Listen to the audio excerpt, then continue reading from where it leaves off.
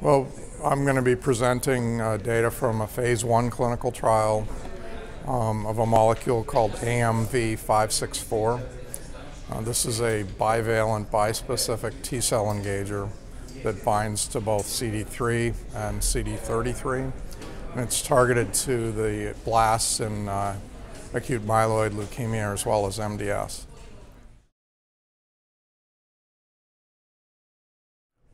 It's been studied in vitro in human AML specimens. It's been shown to be active in the low picomolar range across a spectrum of disease stage, karyotypic risk, as well as CD33 expression. The molecule's also been studied in animal xenograft models, essentially mice inoculated with human AML. And are now allowed to engraft and then treated with this agent with clearance of the AML blast. So encouraging preclinical signals then led to the phase 1 dose escalation study that we'll be presenting.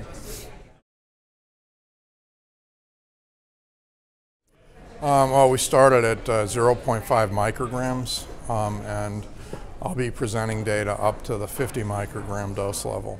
Well, so far the drug's been really well tolerated.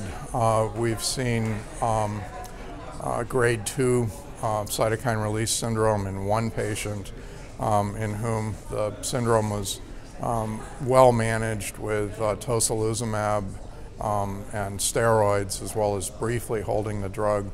The patient was then able to be re-challenged with drug and tolerated it well.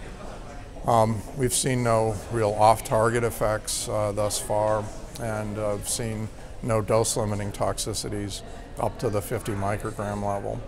We're still in the dose escalation phase, so haven't found a recommended phase 2 dose yet. Hope to proceed to that over the near term. Longer term, it certainly is an agent that if it proves to be active and safe as it has thus far, that would be ideal to be able to combine with other agents, either chemotherapy or more targeted, molecularly targeted drugs.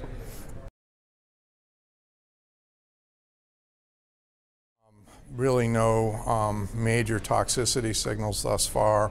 We've seen preliminary or early evidence of activity, and that suggests that there may be a therapeutic window to exploit.